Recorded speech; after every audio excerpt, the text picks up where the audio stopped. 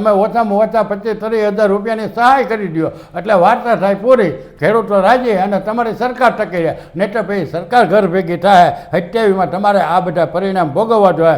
પછી તમને ભગવાન આવશે ને તોય બતાવી નહીં શકે. અને તમે રોજ સમીક્ષા કરો. શેની સમીક્ષા ભાઈ? ઓન ધ સ્પોટ તમારા નિર્ણય લેવો એ લઈને આવો. ખેડૂતોનું દેવું માફ. તમામ ખેડૂતોને 1 વીઘે તમે ઓછામાં ઓછા 25-30 હજાર રૂપિયાની સહાય કરી દો એટલે વાર્તા થાય પૂરી, ખેડૂતો રાજી અને તમારી સરકાર ટકી રહે. નહીં તો પછી સરકાર ઘર ભેગી થાય 27માં તમારે આ બધા પરિણામ ભોગવવા જોઈએ.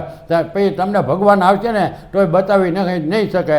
હવે પછી સરકાર જો હાડકું નહીં માને તો પછી અમારે વિરોધ પક્ષને એલા વિરોધ પક્ષવાળા કહે, મીડિયાવાળા કહે, સોશિયલ મીડિયા કહે, અમે 53 લાખ ખેડૂતો એમ કહી કે અમારું બધું તબાહ થઈ ગયું તો અમારું બધાનું ખોટું. અને તમે 5 મિનિટ તમારા જીતુભાઈ વાઘાણી કહે હતું એમને.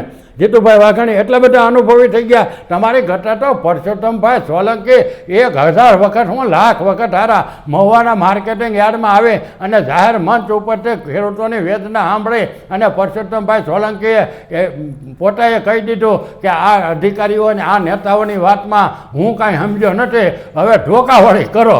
આ એનો મૂળ સ્વભાવ અને એની મૂળ જે પોતાનો એક આંકડો હતો એ પરસોત્તમભાઈ રજૂ કર્યો. એટલે અમે તો પરસોત્તમભાઈ સોલંકીને ધન્યવાદ આપી કે મંત્રી તો આવા હોવા જોવે, સ્થળ ઉપર કહી દેવાની તૈયારી હોવી જોઈએ. બાકી આ તો કઢી ચટણીયા છે. કૃષિ મંત્રી આંગળી ઊંચી કરવાની અને ભાવનગરને લૂંટી લેવાની વાત છે.